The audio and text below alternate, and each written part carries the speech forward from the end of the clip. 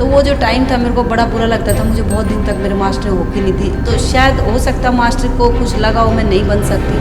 तो मैं घर आके बोलती अपनी माँ को, बोलती माँ मेरे मास्टर मारिया, जैसे किया ऐसे किया, बोलती कोई ना छोड़ दे हॉकी। मैंने कहा नहीं मैं तो खेलूँगी। सभी लड़कियों की इच्छा थी कि हमें भाई गोल्ड आना चाहिए, लेकिन ऐसा चांस हुआ, हमने एशियन गेम्स में सिल्वर मेडल लिया। तो मेरे को बेटा हुआ, मतलब कंसीव हो गया, तो मेरे को बड़ी चिंता हो गई कि अब मैं तो खेल कैसे पाऊँगी, अब मेरा बैच पूरा खेल रहा है और अभी तो हमने गोल्ड लेना था। मैं जॉइंट फैमिली में थी, क्योंकि आप किसी भी काम में जाते हो आपको फैमिली की सपोर्ट बहुत ज़रूरी है, वो मुझे फैमिली की सपोर्ट सबसे ज़्यादा ज़रूरी चाहिए थी। नमस्कार, मेरा नाम अफ़ी हिंदुस्तानी है। मेरे नाम के पीछे हिंदुस्तानी है, लेकिन आज हम आपको उस हिंदुस्तान से मिलवाते हैं जिसने हिंदुस्तान की साख बनाई, जो हिंदुस्तान की शान बन गई, जिसने देश के लिए वो किया जो इससे पहले कोई और महिला नहीं कर पाई। मैं बात प्रीतम सचान की कर रहा हूं। ऐसी महिला जिसने हॉकी में बहुत नाम कमाया, सिर्फ नाम नहीं कमाया, पसीना बहाया, कुर्बानियां दी अपने सपनों की, अपने ख्वाबों की, अपने अरमानों की, और मिट्टी से जुड़े इस खेल में मिट्टी से शुरुआत की और धीरे धीरे चढ़ते चढ़ते चढ़ते चढ़ते देश के सबसे ऊंचे अवार्ड तक पहुंच गए। मैं अर्जुन अवार्ड की बात कर रहा हूं, मैं द्रोणाचार्य अवार्ड की बात कर रहा हूं। मेरे साथ में मैम हैं। 2002 में आपने देखा होगा, 2002 के हॉकी मैचों के ऊपर फिल्म बनी चक दे इंडिया, उसका किरदार जो निभाया गया, वो हीरो जो निकल के आया, आज हम उससे आपको मिलवाते हैं, रूबरू करवाते हैं। मैम बहुत बहुत स्वागत आपका नोएडा। Thank you. और सबसे पहले तो आपको शुरुआत में सलाम से करना चाहूँगा, क्योंकि आपने देश का नाम रोशन किया है। ये पीछे द्रोणाचार्य अवार्ड और अर्जुन अवार्ड लगे हुए हैं मैम, ये आपने जीता और पहली महिला हैं आप ये जीतने वाली। पहले तो मैम आप ये बताइए कि इस अवार्ड को जीतने के बाद में आपको कैसा लगा, और फिर धीरे धीरे चलेंगे तो आगे आपकी कुर्बानियों के बारे में बात करेंगे। देखो, ये अवार्ड तो जो होते हैं मोटिवेशन के लिए होते हैं। जैसे खेल के पीरियड में मुझे अर्जुन अवार्ड मिला, और फिर मेरी शुरू से इच्छा थी कोचिंग की, मैं कोचिंग करूं, लेकिन जब मैंने कोचिंग शुरू की, मैंने द्रोणाचार्य अवार्ड के लिए नहीं किया था। जब भी कभी खेलते, जैसे खेल में भी अर्जुन अवार्ड के लिए नहीं खेला था, खेलना एक शौक़ था और वो ही रखना चाहिए। मेरा शौक़ था तो मैं खेली, लेकिन मैं बच्चे दिल लगा के खेली तो मुझे अर्जुन पुरस्कार मिला। ऐसे ही कोचिंग में शौक़ था तो कोचिंग की तो मुझे द्रोणाचार्य अवार्ड मिला, और मुझे बड़ा अच्छा लगा कि भाई मैं हिंदुस्तान की पहली महिला हूँ जिस पे दोनों अवार्ड है, अर्जुन अवार्ड भी और द्रोणाचार्य अवार्ड भी। यह हमारी हॉकी में फर्स्ट लेडी है जो मेरे को द्रोणाचार्य अवार्ड मिला, और उससे मेरा ऐसा मानना कि हिंदुस्तान में बहुत सारी लेडीज़ को मोटिवेशन मिला होगा कि हमें भी द्रोणाचार्य अवार्ड मिल सकता है। और मेरा भी ये सपना, मतलब मुझे खुद नहीं लगा कि भाई काम मैंने बहुत किया, लेकिन मैं उम्मीद नहीं करती थी मुझे द्रोणाचार्य अवार्ड मिले, लेकिन बड़ा अच्छा लगा, बड़ा मोटिवेशन मिला, सपोर्ट मिली इस अवार्ड से, और मैं बच्चों को कोचिंग करती हूँ। अच्छा, 2002 की कहानी आपको बता दूं कुछ। 2002 का साल था, मैम ने एक बेबी को जो है जन्म दिया, एक बच्चे को जन्म दिया, और मैम का जो वेट है वो गेन हो गया, बहुत बढ़ गया। लोग कहने लगे कि अब प्रीतम कहाँ हॉकी खेल पाएगी, कहाँ इससे हो पाएगा, अब तो वेट बढ़ गया है, एक बच्चे की माँ हो चुकी है, अब क्या होगा, अब तो कुछ नहीं होगा। मैम उठी 3 महीने के बाद में, छोटा सा बच्चा जो घुटनों चलता था, चलता नहीं बल्कि एक तरह से मैं कहूँ कि सिर्फ कदम बढ़ाने की कोशिश कर रहा था, उसको घर पे छोड़ा, फील्ड का दामन पकड़ा, मिट्टी से फिर से जुड़ी, वजन कम किया, और फिर वो प्रतियोगिता खेलने के लिए गई जिसमें स्वर्ण पदक जो है मैम को मिला, गोल्ड मेडल मिला। मैम क्या इंस्पिरेशन थी ऐसी, क्या चीज़ आपको ललक क्या थी आपके अंदर जो आप इतना बड़ा फैसला लेके चलेगी? क्योंकि आजकल कोई भी माँ अपने बच्चे को गोद से नहीं उतारती, आपने बच्चे को छोड़ दिया और अब देश के लिए खेलने चलेगी। एक्चुअली मेरा खेलने का मकसद ये था कि मेरी शादी जो है वो 22 साल में हो गई थी, तो अर्ली एज में मैरिज हो गई थी। उससे पहले मैं एशियन गेम्स भी खेल चुकी थी, कैप्टन भी रह चुकी थी, लेकिन अभी मेरी जो इच्छा है वो पूरी नहीं हुई थी, क्योंकि हमने भी गोल्ड नहीं लिया था। तो हमारा बड़ा ड्रीम था कि भाई हमारा नहीं, हमारी पूरी ही टीम का, हमारा जो बैच था वो बहुत अच्छा बैच था। 98 एशियन गेम्स का बैच बहुत अच्छा था। सभी लड़कियों की इच्छा थी कि हमें भाई गोल्ड आना चाहिए, लेकिन ऐसा चांस हुआ, हमने एशियन गेम्स में सिल्वर मेडल लिया। तो हमने सोचा कंटिन्यू करेंगे, खेलेंगे। बीच में ऐसा चांस हुआ, आपको पता, आज से 25-26 साल पहले जो है हरियाणा में लड़कियों की शादी जल्दी कर देते, तो ऐसी ही मेरी शादी भी थोड़ा जल्दी हो गई थी। तो फिर मैंने सोचा अब मेरे को खेलना बड़ा मुश्किल है, क्योंकि बेटा होने के बाद तो बहुत ही मुश्किल होता है। वो हरियाणा में अलाउ भी नहीं करते लड़कियों को खेलने के लिए, भाई कैसे क्या खेलना है। तो मैंने अपने हस्बैंड से बोला भाई आप मुझे शादी के बाद कंटिन्यू खेलने देंगे। उन्होंने सोचा ऐसे ही बोल रही है भाई चलो कोई नहीं देख लेते, खेल लेना, कोई प्रॉब्लम नहीं है। हालांकि मैंने बोलते हैं एशियन गेम्स मेरा लास्ट है, लेकिन फिर भी उन्होंने मुझे बोला खेल लेना। उन्होंने सोचा चलो ऐसे ही बोल रही होगी। तो उसके बाद मैं कंटिन्यू कैम्प में थी, बीच में ब्रेक आई, मेरे को बेटा हुआ, मतलब कंसीव हो गया। तो मेरे को बड़ी चिंता हो गई कि अब मैं तो खेल कैसे पाऊँगी, अब मेरा बैच पूरा खेल रहा है और अभी तो हमने गोल्ड लेना था। तो आप जो कह रहे हो ना क्या ललक थी, ललक वो गोल्ड की थी। तो वो जो मेरा साल था, मैं घर में रेस्ट कर रही थी, लेकिन मेरा ध्यान कहाँ था कि गोल्ड के ऊपर मैं कैसे फिट होंगी। पूरा मतलब आप 9 मंथ मैंने ऐसे ही निकाले, कैसे हो पाएगा ये, कैसे खेल लूँगी, कैसे वेट कम करूँगी। मैं time to time Indian team के साथ टच में रहती थी, मेरी फ्रेंड्स थी जो क्या वर्कआउट हो रहा है, कैसे हो रहा है। तो उस दौरान फिर मुझे बेटा हुआ। बेटा होने के बाद तो ट्रेनिंग शुरू करनी थी मेरे को। मेरा 74 kg वेट हो गया, और जब मैं खेलती थी मेरा 53, 54 या 52 के करीब रहता था। तो जैसे पड़ोस में भी बोलते हैं अभी क्या करेगी खेल के, जो आपने क्वेश्चन किया है कि भई हाँ ऐसे ऐसे मेरे साथ हुआ था, रियली हुआ था। और बोलती है कैसी माँ है जो इतने छोटे बच्चे को छोड़ के जाएगी। लेकिन मेरी मदर फादर इन लॉ बहुत अच्छे हैं। जहाँ भी आज मैं हूँ, द्रोणाचार्य अवार्ड मिला है मुझे, तो सिर्फ उनकी वजह से मिला है, क्योंकि उन्होंने मुझे बहुत सपोर्ट किया। तो उन्होंने फिर भी एक भी नहीं सुनी। जब मैं जाती थी तो पड़ोस में लोग थोड़ा बोल देते थे भाई ये कहाँ कैसी पत्थर दिल माँ है, ये है। हालांकि मैं घर में काम भी करती थी, ऐसा नहीं था घर के काम नहीं करती थी, मैं जॉइंट फैमिली में थी। क्योंकि आप किसी भी काम में जाते हो आपको फैमिली की सपोर्ट बहुत ज़रूरी है। वो मुझे फैमिली की सपोर्ट सबसे ज़्यादा ज़रूरी चाहिए थी, पड़ोस की नहीं। तो मैंने घर में अपने में सारे फैमिली में जो काम होते हैं, मेरे 2 जेठानियाँ थी, जो मेरे हिस्से का काम होता है मैंने वो भी किया। जैसे आजकल लड़कियों को देखते हो काम भी नहीं करती, प्लेयर तो सारा साल बाहर रहते हैं, लेकिन मैंने फैमिली में पूरा एडजस्ट किया जैसे जो भी था। मेरे हस्बैंड ने मुझे बहुत कोऑपरेट किया। इस बीच में एक एक्चुअली मेरे खेलने का मकसद एक लाइन बताती हूँ। मेरे हस्बैंड की बड़ी इच्छा थी खेलने की, वो भी इंडिया कैंप तक गए थे, लेकिन उनको बैक इंजरी हो गई थी, झटका लग गया था, वो नहीं खेल पाए थे, वो अपना शौक पूरा नहीं कर पाए थे। तो उनकी इच्छा हुई कि जब हॉकी छूट जाता तो कितना मन खराब होता है। तो उनके अंदर से ये हुई कि मैं तो नहीं खेल पाया, लेकिन मैं इसको तो खिलाऊं, इसकी इच्छा। तो उन्होंने बोला ठीक है बेबी को मैं देख लूँगा, मेरी मदर इन लॉ देख लेंगी। तो उन्होंने मेरी ट्रेनिंग भी करवाई और मेरा वेट भी कम करवाया, और मैंने पूरी मेहनत की, पूरी शिद्दत से की कि मेरे को वापस करना है। और जब मैं एथलेटिक्स ट्रैक में प्रैक्टिस करने के लिए गई सोनीपत में, आज वो कोच हैं नहीं, कुंवर सिंह थे गुड़िया, एक कोच थे एथलेटिक्स के। उन्होंने मुझे टोंट मारा कि प्रीतम ज़्यादा घी खा लिया, अब तो क्यों दुखी हो रही है। हाँ। मेरे को वो बात बड़ी पिंच हुई, और मैं थोड़ा चैलेंज एक्सेप्ट करती हूँ, ऐसा नहीं है मेरे को चैलेंज मिल जाए फिर नहीं छोड़ती। मैं कहा सर आप मुझे 1 महीने के लिए इस ग्राउंड में आने की परमिशन दे दो, क्योंकि एथलेटिक्स का ग्राउंड तो मैं ठीक हो जाएगा। तो ऐसे ही देखते देखते उन्होंने परमिशन दे दी, हंसते थे, मैं थोड़ा मजाक उड़ाते थे, तो मुझे बड़ा बुरा भी लगता था। लेकिन मैंने सोचा इतना अच्छा चैलेंज मिला हुआ मुझे, मैंने जाके प्रैक्टिस की, उनकी लड़कियों के साथ मैं करती थी जाके मैं लगी रही। मैंने धीरे धीरे अपनी फिटनेस इतनी इम्प्रूव कर ली कि मैंने मेल कर दिया भाई मैं खेलना चाहती हूँ ऐसे वापस। और मैं नेशनल गेम हरियाणा टीम से खेली लुधियाना में, मैंने वहाँ सबसे ज़्यादा गोल किया और मैं बेस्ट प्लेयर हो गई। दोबारा से मेरे को मतलब जो है कैंप के लिए सिलेक्शन मिल गई, वापसी हो गई मेरी कैंप में। और मैंने वहाँ जाके जब टेस्ट दिए तो जो लड़कियाँ जितना देती उतना ही मैंने दिया, तो मेरा वो बड़ा लगा। मेरे को कोच ने भी कोऑपरेट किया। हमारे गुरदयाल सिंह भंगू थे, द्रोणाचार्य अवार्ड थे, वो अवार्डी हैं वो भी, तो उनको उस कॉमनवेल्थ के बाद ही द्रोणाचार्य अवार्ड मिला था। तो उन्होंने मेरे को बहुत कोऑपरेट किया, मैंने बहुत मेहनत की कैंप में जाके, मेरे को लड़कियों ने बहुत सपोर्ट किया, फैमिली ने भी किया, लेकिन पड़ोस में मोहल्ले में किसी ने सपोर्ट नहीं किया। शुरू में मेरे को बड़े टोंट मिले, तो फिर मैंने मेहनत करके अपने आप को प्रूफ किया, तब मुझे खेलने को मिला। फिर मैंने सोचा कैंप में मैं खेलने का मिला तो अभी गोल्ड तो लेना ही पड़ेगा, नहीं तो फ़ायदा क्या, सिल्वर तो हमारे पास पहले ही था। तो हमारे जो साथ की 3-4 लड़कियाँ थे, हम बहुत मेहनत करते थे, कोच के अलावा भी एक्स्ट्रा मेहनत करते थे, तब हम लोगों ने गोल्ड लिया। अच्छा एक चीज़ और बता देता हूँ, 2002 में प्रीतम जी ने 1 गोल्ड नहीं जीता, 2 गोल्ड जीते थे। अब दूसरा गोल्ड कौन सा, जरा इसकी बात सुन लीजिए।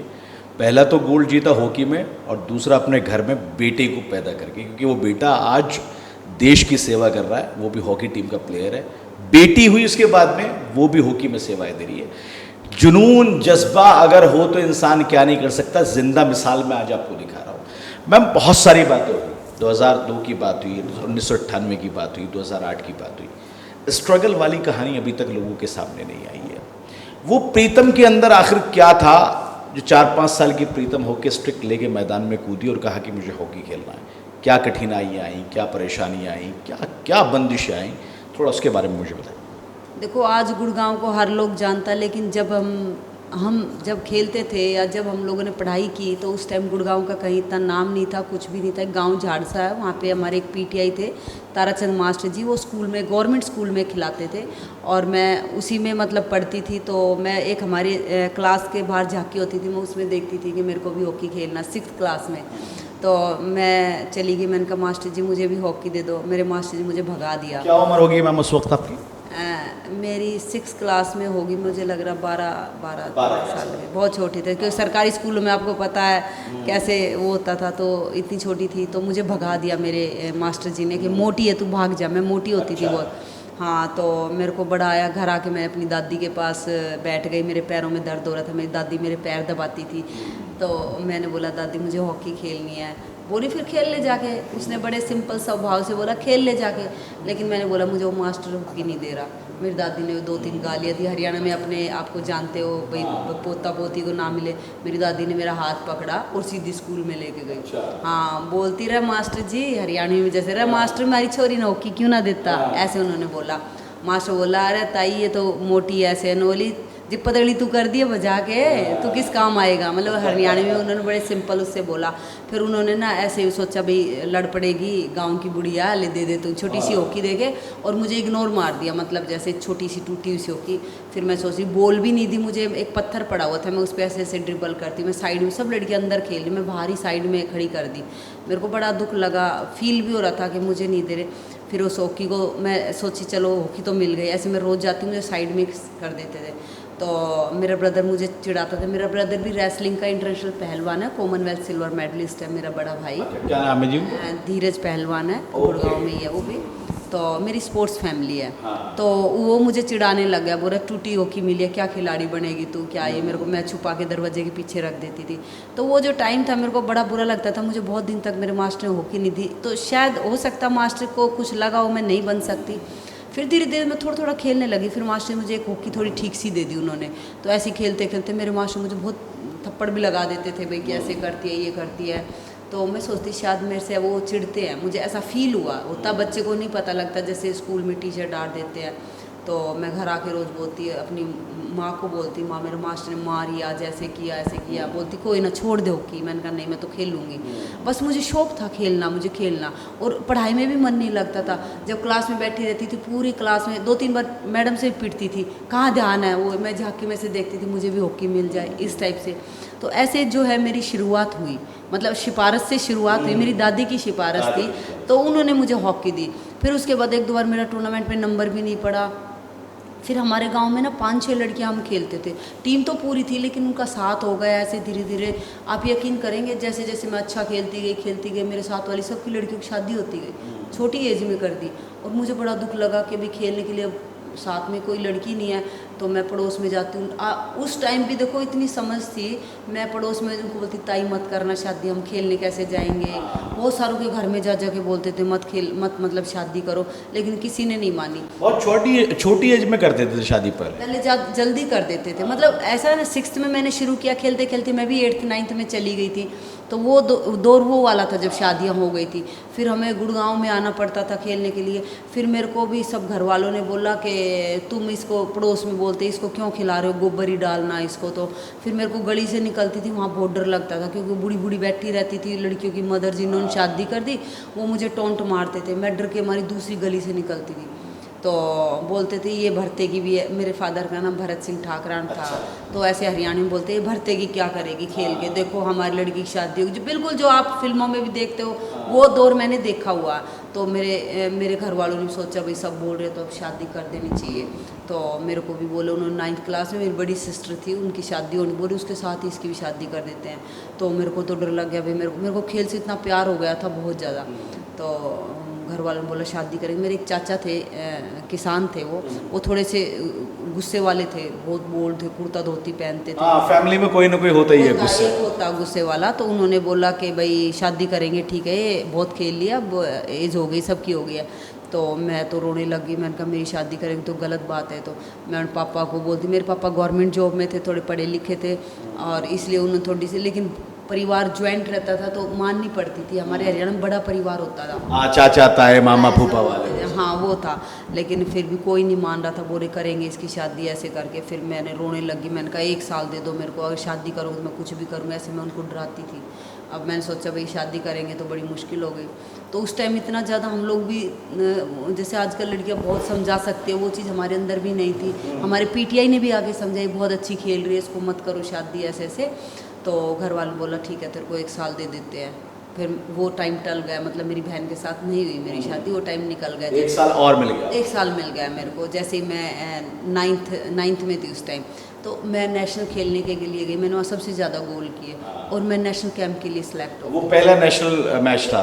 नहीं, सीनियर नेशनल पहला ही था मेरा टूर्नामेंट। मैं उसी में नेशनल कैंप के लिए सिलेक्ट हो गई, और मैं अच्छा खेल रही थी। तो उस टाइम मेरे को चैन मिला, सिलेक्शन हो गई मेरी।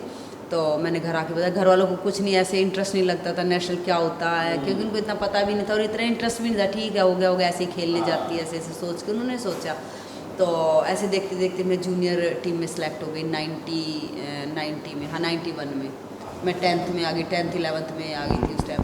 तो मैं जब जूनियर इंडिया टीम में सिलेक्शन हुई, तो मैं एशिया कप के लिए खेलने गई बाहर, मलेशिया के लिए, और सिलेक्ट हो गई 16 प्लेयर में। घर वालों को थोड़ा अच्छा लगा, हाँ ठीक है हो गई सिलेक्ट। तो वहाँ पे टूर्नामेंट हमारी। अच्छा, जब आप मलेशिया गई तब कोई बंदिश नहीं थी घर वालों की? नहीं, फिर तो कैंप लगते थे ना, यहाँ से डायरेक्ट नहीं गई मैं। नेशनल कैंप में आ गई थी, तो वहीं डाइट वाइट मिलती थी, वहीं किट मिलती थी। फिर तो घर वालों से थोड़ा पीछा छूट जाता ना, जैसे ऐसे हो गया था अब तो रोज़ नहीं बोलेंगे। तो फिर मेरे गांव वालों को पता लगा खेलने के, और सबसे बड़ी बात हुई कि मेरा वो पहला इंटरनेशनल कंपटीशन था जूनियर एशिया कप, जिसमें मेरे को टूर्नामेंट की बेस्ट प्लेयर मिला। अच्छा, यहीं पे रोक के टूर्नामेंट के बेस्ट प्लेयर का खिताब तो आपको मिला, लेकिन जब आप वो खिताब लेकर अपने गांव में आई, और जो मोहल्ले की चाची ताई जो कहती थी कि भरते की छोरी के करेगी, फिर उनकी रिएक्शन कैसा था? ये बात बताने के लिए मैं आपको, क्या हुआ, जैसे हमारी टीम ने ब्रॉन्ज मेडल लिया, और मैं तो खुद पहली बार इतनी बड़ी टीमों के साथ खेल रही थी। जब मेरा पहला मैच मैंने कोरिया के साथ खेला, तो कोरिया ने हमें 5 गोल मारे, और हम तो रह गए बिल्कुल। 5 गोल हमें मार दिया, हम 5 गोल से हारे। लेकिन मैंने हाफ टाइम में सोचा, अपने आप ही अंदर से कहा, प्रीतम इतना काम कर गया है, हमने कोई इनसे कम खाया क्या? मैंने जल्दी 3 गोल मारे, हैट्रिक मारी। सेंट्रल फॉरवर्ड खेलती थी? मैं सेंटर फॉरवर्ड खेलती थी। मेरे को गुस्सा आया, मैंने कहा ये हमें कैसे गोल मारी, गोरी ऐसे थोड़ा मार सकते हैं। मतलब अंदर से खुंदा कर मैंने 3 गोल मारे, सबसे ज़्यादा गोल मारे। फिर टूर्नामेंट में 8 गोल मारे, सबसे ज़्यादा गोल मैंने किए। तो मुझे बेस्ट प्लेयर का अवार्ड मिला।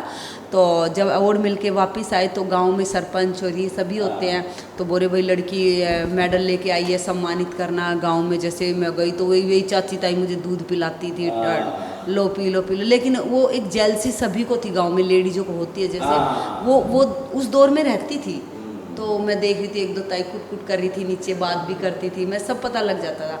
फिर धीरे धीरे मेरे को जॉब भी की, भी ऑफर आने लगी भाई 10th। लेकिन प्रीतम जी, जब आप मेडल जीत के आई, सम्मान मिला, बहुत से ख्वाबों ने जन्म लिया होगा, उन बेटियों ने के ख्वाबों ने भी जन्म लिया होगा जिनकी छोटी उम्र में शादी करके भेज दी गई। फिर वहाँ से आपकी हरियाणा की धरती से ख्वाबों ने जब जन्म लिया, तो फिर हिम्मत ने जन्म लिया, और फिर आपकी राह पे चलकर बहुत सारे प्लेयर्स और निकले, महिलाओं में भी और पुरुष में। ये तो बहुत ज़रूरी था, क्योंकि ये हमने हिस्ट्री चेंज करी थी अपने गांव की। क्योंकि उस गांव में, गुड़गांव तो अब इतना एडवांस हुआ, सब चीज़ें आई हैं। उस टाइम कुछ भी नहीं था। हम झाड़सा गांव से गुड़गांव पैदल खेलने आते थे, और सच बताऊं वो दौर ऐसा था कि हम डर के मारे अपने घर वालों से किराया भी नहीं लेते थे कि ये ना हो कि हॉकी छुड़वा दें। ये दौर था उस टाइम। तो रोज़ का 2 रुपये या 3 रुपये किराया ऑटो वाला लेता था। तो हम लोग वो कभी कभी 2 रुपये ले भी लेते थे, उसका हम लोग ना किराए में यूज़ नहीं करते थे।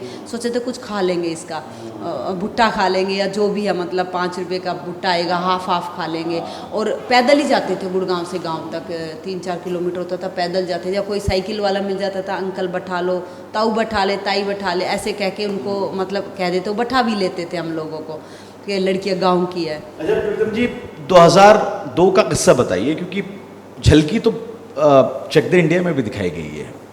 वो 2002 का किस्सा बताइए, जब आप वहाँ से गोल्ड लेके आ रही थी और हिंदुस्तान पल के बिछा के आपका इंतज़ार कर रहा था? एक दौर ऐसा भी था, देखो मैं आपको बताया, मैंने जैसे जॉइंट फैमिली में स्टार्ट किया, यहाँ भी मुझे बहुत ज़्यादा दिक्कतें भी आई थी। जैसे मेरी परिवार में भी जिठानी वगैरह सब अपने हिस्से का काम करती थी और ग्राउंड भी नहीं मिल पाता था। ये सब चीज़ें मैंने, ये चैलेंज मेरे अंदर था। जब हम कॉमनवेल्थ में गए तो मैं सोचती थी यार इतना बड़ा मैं चैलेंज लेके आई हूँ, अगर जो हम लोग अच्छा नहीं खेलेंगे, सब मतलब अपना अपना सब सोचते थे, मैंने अपना सोचा कि अगर जो मैंने गोल नहीं किया तो टीम नहीं जीत सकती। अच्छा, कितने मैच हुए थे उस प्रतियोगिता में? उस टाइम हमारे पूल के मैच थे, 5 मैच पूल के थे और क्वार्टर फाइनल, सेमीफाइनल और फाइनल। आपके कितने गोल थे?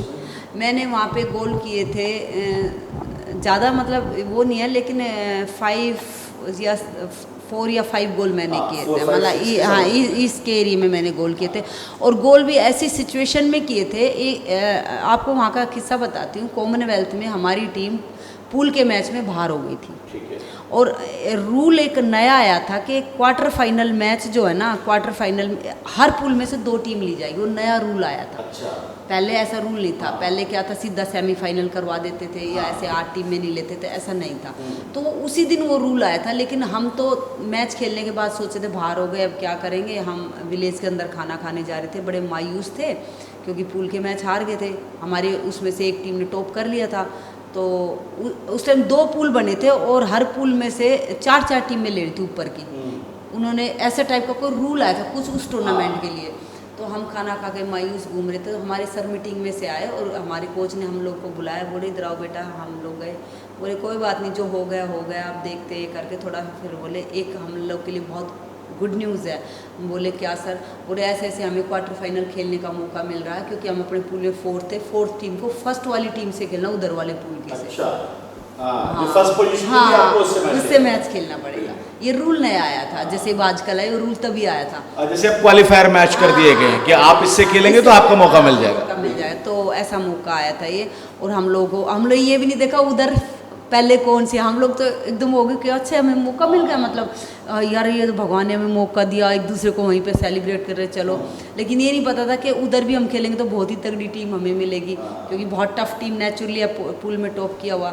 तो हमने कहा चलो एक चांस तो मिला। तो हम लोगों ने वहाँ फिर क्वार्टर फाइनल मैच भी था हमारा, न्यूजीलैंड से था। न्यूजीलैंड की बहुत अच्छी टीम थी और आप यकीन करेंगे वेदर बहुत ठंडा था इंग्लैंड का उस टाइम, और हम 3 गोल से पीछे चल रहे थे हाफ टाइम तक। हाँ, और ना बारिश हो रही है और मैं अपने साथ वाली सीता गोसाई है, अर्जुन अवार्डी है वो बोल रही है यार तुम फाड़ आगे गोल करो। मैंने कहा गोल कैसे करें, हाथ पैर ही नहीं चल रहे। एक तो ठंडा वेदर, ऊपर से 3 गोल हो गए, मेंटली डिमोटिवेट हो गए, और ऊपर से टाइम कम रहा, और टीम भी इतनी अच्छी है।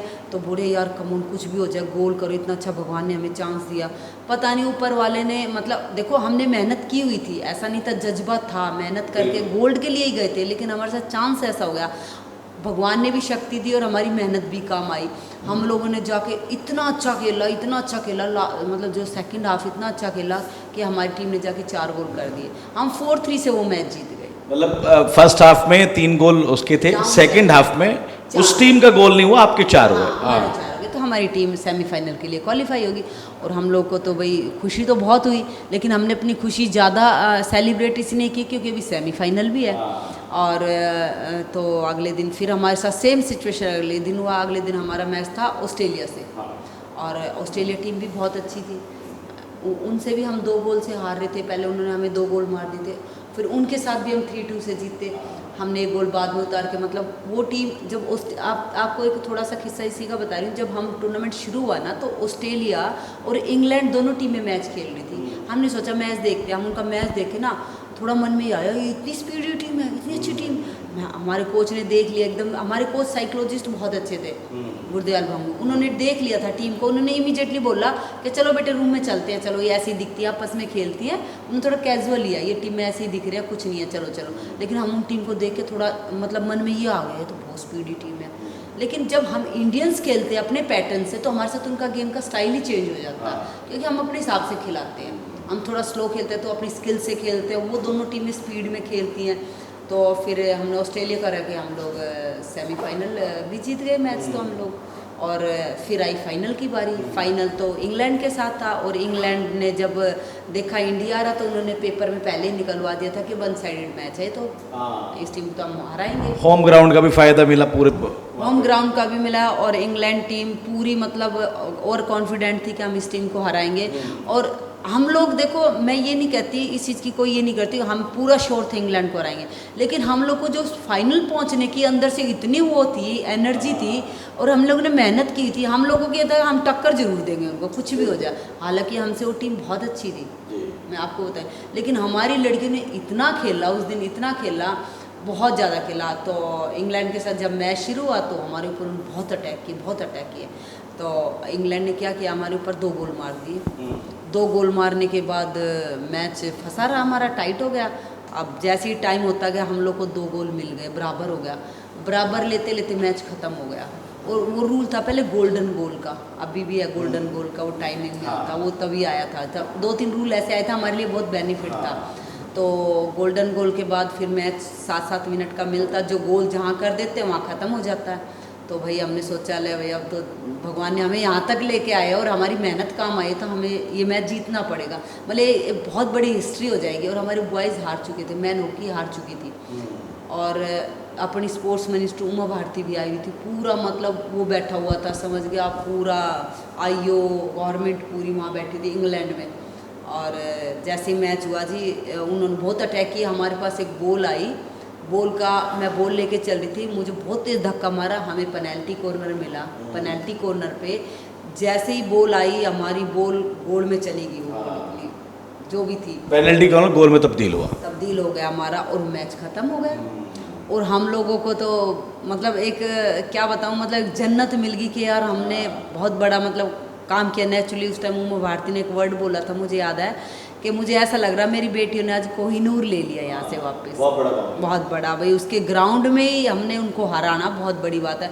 और इंग्लैंड वाले प्रोटेस्ट कर रहे हैं, पता नहीं किसी वीडियो बार बार देख रहे हैं, कोई कमी निकल जाए। हम लोग तो सेलिब्रेट कर रहे हैं, फिर उन्होंने रोक दिया सेलिब्रेशन। हमारे कोच ने बोले नहीं वो करें, हम डिसाइड, मतलब उनको हार बर्दाश्त नहीं हो रही थी। तो आपको बता, गोरे से कुछ भी हो जाए, इंग्लैंड वालों को तो बिल्कुल हार बर्दाश्त नहीं होती। तो वो कमी ढूंढ रहे थे, लेकिन कमी कोई थी ही नहीं। बस उसके बाद जो है जी, वो जीत है ना, मतलब उस टाइम मेरे मैच के बीच में अपना बेटे का वो आ रहा था कि मैंने बहुत छोटा बच्चा अपना छोड़ा है, तो मेरे को तो करना है। जब वो मेडल मिला ना, मुझे लगता अब मेरे मतलब स्पोर्ट्स का वो जो सुकून मिल गया, सुकून मिल गया। जो हमने इतनी मेहनत की हुई थी, हम लोगों ने 4-5 घंटे हम सुबह शाम लगे थे, गर्मी के अंदर, दिन में भी सेशन लगाते थे। कोच चला जाता था, हमारा कोच भी कहता था चलो बहुत हो गई प्रैक्टिस, चलो ख़त्म है, लेकिन हम उसके एक्स्ट्रा भी करते थे। और इतनी आसानी से मेडल मिलता नहीं। लोग यहाँ बैठ के, आप लोग भी, हम भी सब टीम देखते हैं, हाँ हो गया, इसके पीछे बहुत मेहनत होती है। एक मेडल के लिए आपको कई घंटे मेहनत करनी पड़ती है। जब वो मेडल हमें मिला और जब यहाँ हम इंडिया में आए तो हम लोगों को ये लगा यार मेडल के बाद इतना वेलकम, क्योंकि एक इंडिया कंट्री ऐसी है जो मेडल के बाद एक खिलाड़ी का इतना वेलकम करती है। बाकी आप किसी कंट्री में चले जाओ, इतना मान सम्मान कहीं नहीं मिलता जो हिंदुस्तान में। तो ये प्रीतम जी का संघर्ष ही है और वो संघर्ष जो है अब काम आ रहा है। बहुत बड़ी तादाद में, जैसे बताया, जूनियर टीम में, सीनियर में बच्चे इनके जा रहे हैं सिखाए हुए। चलो थोड़ा सा कैमरा ऊपर को करते हैं और एक कमाल की चीज़ दिखाते हैं, खड़ा कर लेते हैं, क्योंकि अब थोड़ा सा वाइंड अप करने का टाइम आ रहा है। थोड़ा सा कैमरे को ऊपर करने की मैं रिक्वेस्ट करूँगा। अब मैम आप भी आ जाइए, ये चेयर हटा देते हैं, आइए थोड़ा दिखाते हैं आपको। ये द्रोणाचार्य अवार्ड 2021 प्रीतम सिवाच हॉकी, थोड़ा सा और करीब लाते हैं और करीब लाकर आपको दिखाने की कोशिश करते हैं। इस पर फोकस करिएगा आप। द्रोणाचार्य अवार्ड है 2021 प्रीतम सिवाच हॉकी। इसके बराबर में आप देखेंगे अर्जुन पुरस्कार 1998 प्रीतम रानी को हॉकी के लिए प्रदान किया गया है। अर्जुन अवार्ड 1998 ये नाम है। इसके साथ में और ऐसे बहुत सारे अवार्ड है। Hockey India Jamnalal Sharma award, हाँ, ये इधर थोड़ा आप गैलरी पे नजर मारो, इधर मारो, उधर मारो, इधर मारो, चारों तरफ सिर्फ आपको अवार्ड, ट्रॉफीज और आपको सिर्फ वही चीजें नजर आएंगी जो एक मेहनत जो है वो दर्शाती है कि आखिर किस कदर की मेहनत हमारी इस बहन, हमारी इस माँ ने की होगी। और वो मेहनत आज काम आ रही है। प्रीतम जी, बहुत छोटा सा एक और सवाल बस, क्योंकि बहुत टाइम हो गया, आपका भी बहुत टाइम ले लिया। कॉफ़ी बहुत अच्छी थी, पहली बात तो आपने अपने हाथ से खिलाई, बहुत शुक्रिया। दूसरी, हरियाणा की बच्चियों को क्या संदेश देना चाहेंगी आप, या हिंदुस्तान की बच्चियों को, क्योंकि हरियाणा ने सिर्फ हिंदुस्तान की बच्चियों को, 22 साल की उम्र में शादी हुई है आपकी, उसके बावजूद आपने जो है इतने सारे अवार्ड जीते, अर्जुन अवार्ड और द्रोणाचार्य अवार्ड जीता। क्या मैसेज देंगे उन लड़कियों को जो अपने ख्वाबों को बीच रास्ते में तोड़कर शादी के बंधन में बंध के पाजेब पहन के सिर्फ घर में रह जाती? मैं तो सभी हिंदुस्तान की लड़कियों को यही मैसेज देना चाहूँगी कि अपनी लाइफ को जियो, खूब जियो, जो दिल करता करो। मैंने आज से जब 25 साल पहले अपनी फैमिली से, अपने पड़ोस से, अपने समाज से जब मैंने फ़ाइट करके मैं यहाँ तक पहुँच गई, तो आज की बच्चियों के लिए तो फैमिली की सपोर्ट भी है, पड़ोस की सपोर्ट भी है। आप अपनी ज़िंदगी को जियो, और मैं कहती हूँ स्पोर्ट्स ज़रूर करो। स्पोर्ट्स करने से ज़रूरी नहीं कि हर कोई इंडिया प्लेयर बनेगा, स्टार बनेगा। वो जीवन में आपको बहुत कुछ सिखाएगा, डिसिप्लिन सिखाएगा, हार जीत सिखाएगा, कॉन्फिडेंस सिखाएगा। तो हर बच्चे को खेलना चाहिए, लड़कियों लड़कों को भी, हर किसी को स्पोर्ट्स करना चाहिए। स्पोर्ट्स से बहुत इंजॉयमेंट होता है, बहुत मज़ा आता है, सभी को खेलना चाहिए, खूब खेलना चाहिए। ठीक है, बहुत शुक्रिया, थैंक यू प्रीतम जी। मैं अफी हिंदुस्तानी, मेरा चैनल नाउ नोएडा, मैं आपको सलूट करता हूँ, सलाम करता हूँ। बहुत शुक्रिया मैडम। तो ये हमारे साथ में प्रीतम रानी सिवाश थी, एक इंस्पिरेशन, एक इबरत और एक सीख कि हम कैसे काम करें, हम अपने पैशन को कैसे साथ लेके चलें, कैसे अपने ख्वाबों को बड़ा करें। समुद्र की गहराई कितनी भी हो, तैरना तभी आएगा जब आप उसमें कूदोगे। कूदो, डरो मत, अपने ख्वाबों का पीछा करो और तब तक पीछा करते रहो जब तक आप कामयाब नहीं हो जाते। इस वक्त सोनीपत हरियाणा से नाउ नोएडा के लिए अफी हिंदुस्तानी।